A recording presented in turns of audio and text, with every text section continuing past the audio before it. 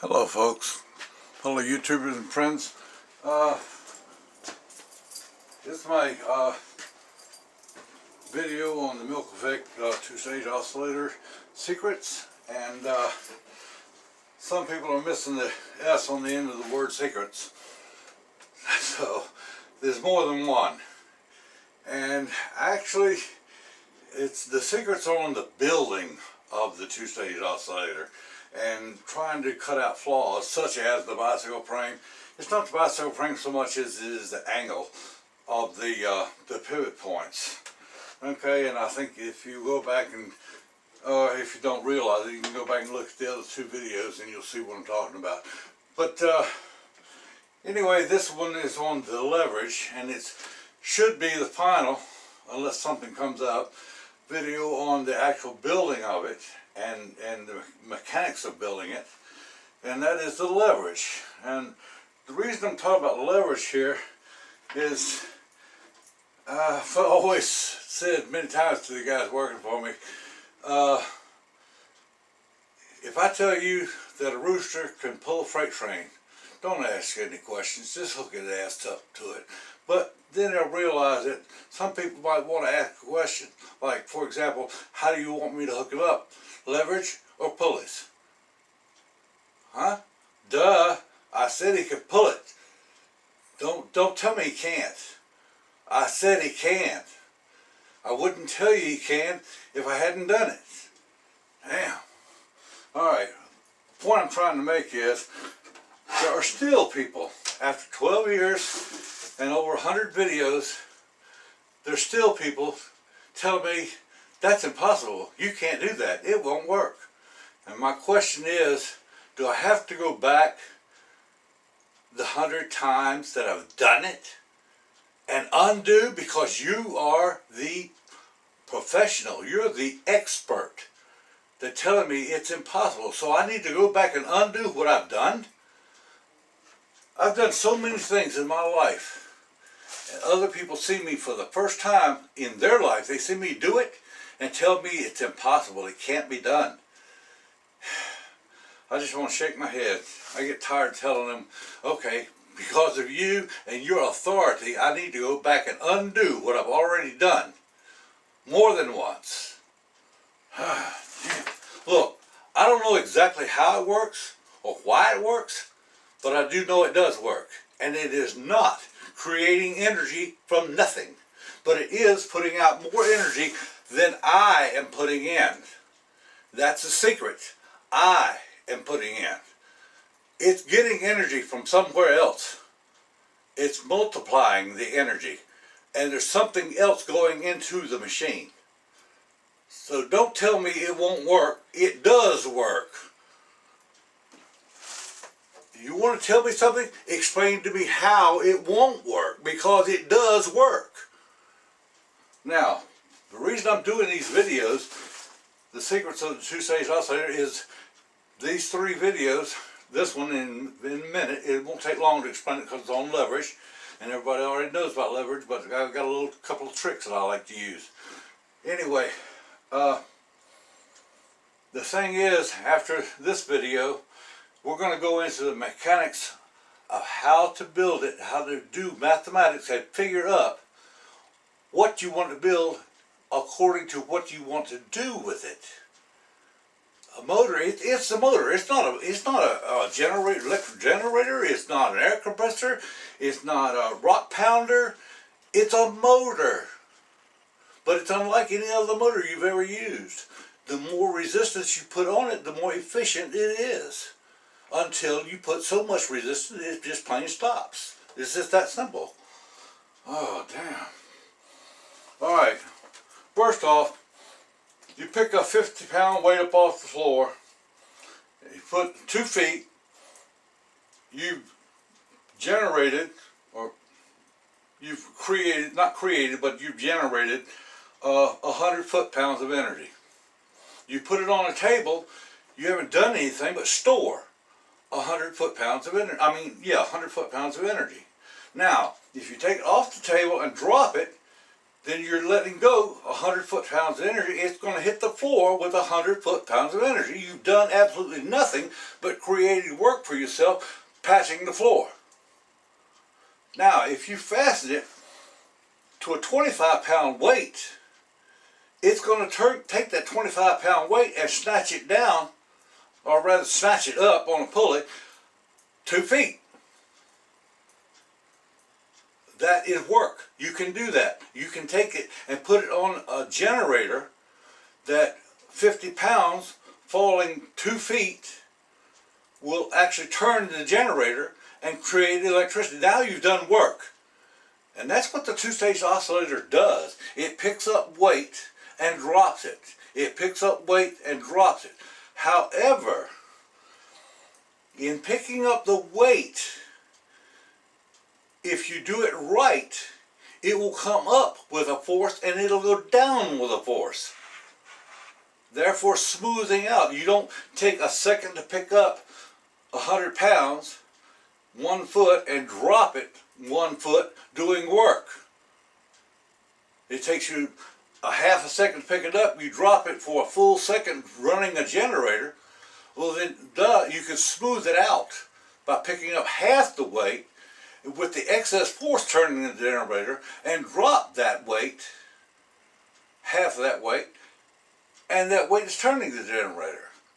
So you're actually turning the generator with the same amount of force constantly up and down, but you're having to put twice the energy in coming up that you do down, because down you don't put any energy in. You've already put it out. Again, we're talking about putting the energy in.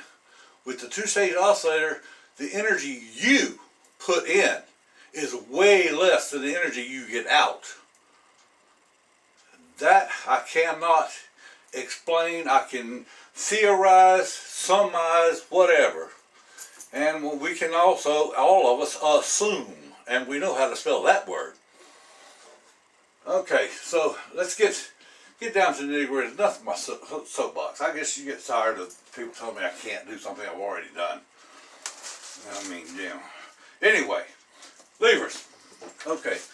Point I was trying to make the other day, if you had a pendulum, comes over here. Whoops. I'm the worst drawer in the world. Your fulcrum's here. Your weight is here. Okay, let's assume this is straight across. All right, God damn it, I'm the worst drawer in the world. I'm not an artist. This is 1 foot. You want an 8 to 1 lever, because you want this to come down 1 inch, and you want this to come up 8. That means this has got to be 1 foot, and this has got to be 8 foot. That's ridiculous. But think about it this way: if you come out here 1 foot and come back here 2 feet, and don't put your weight, you put a bar coming down, okay? And this is 2 feet. Okay, now you come down here to a lever, transverse lever. You put your fulcrum here. Can people see that? I don't know if I'm standing in the way of the camera or not. Now you're lifting here. This is 1 foot, this is 2 feet. Well, this figures differently. Here, you divide this into this, gives you your deal. But on the transverse lever, you divide this into the whole thing. So if this is 1 foot, this is 2 foot, your actual leverage is 3 to 1. So if you pick up here, if this comes down 1 inch, it's going to come up 2 inches. This is going to come up 3 inches. But the thing is, you're picking it up 2 inches here. Now, the beautiful part about levers is they don't add, they multiply. So, if you're coming up 2 inches here with a 2 to 1 ratio and you have a 1 to 3 ratio, it's 2 times 3 is 6. This is going to come up 6 inches. You see my point? Not bad, huh? What I'm trying to say is, for example, my pendulum, this weight right here, if I put 180 pounds on this, this will not move.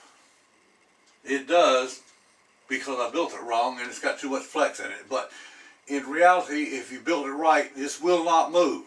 And the pendulum will swing forever with very, very little, almost no input energy. Now, if you take the 180 pounds, okay, and you cut it in half, that's 90. No, not here. We're down here. I'm sorry. I'm sorry. Down here.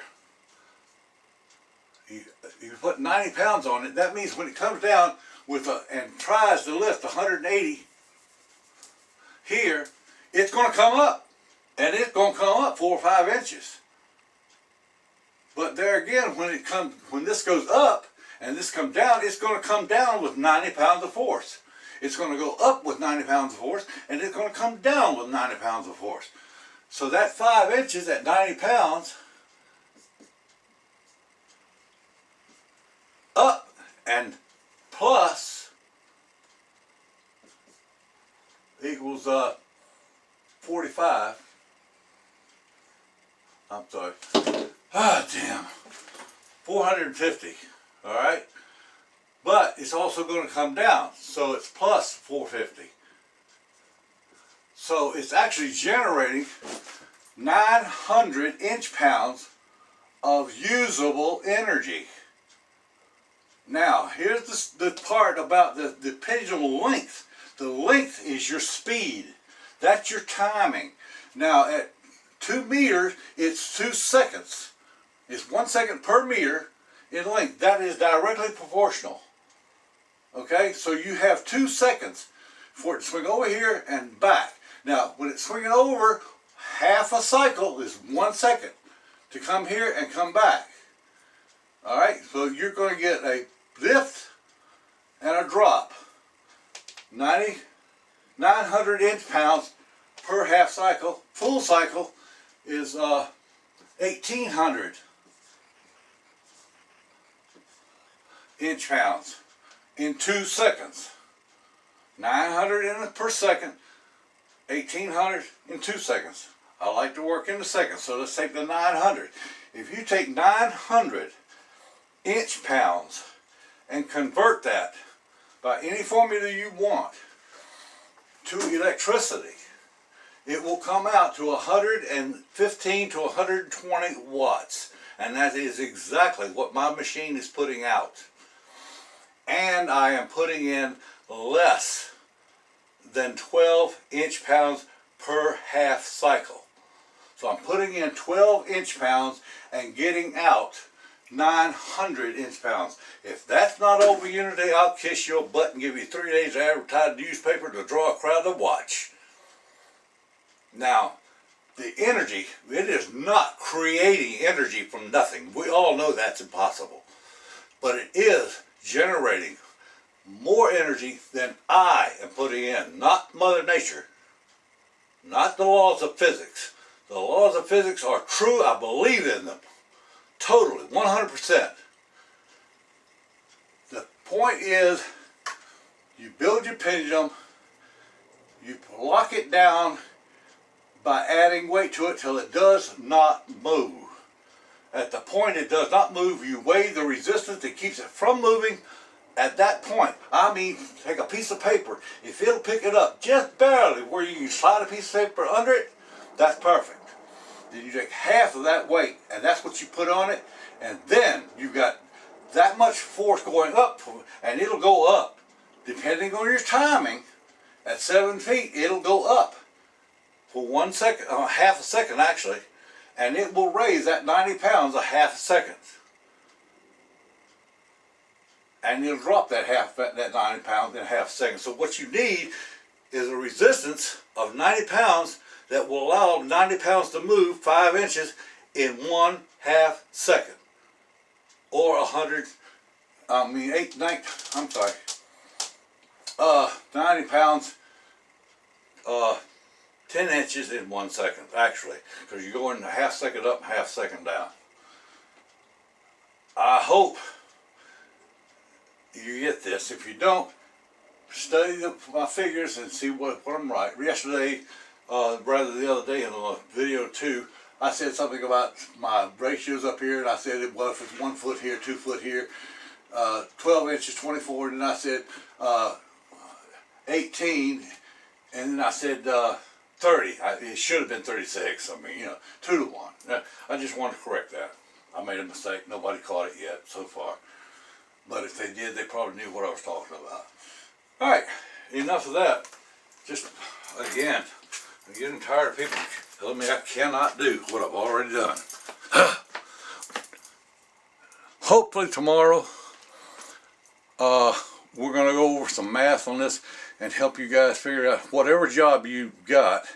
I can help you figure out mathematically how to build a machine that will do that job.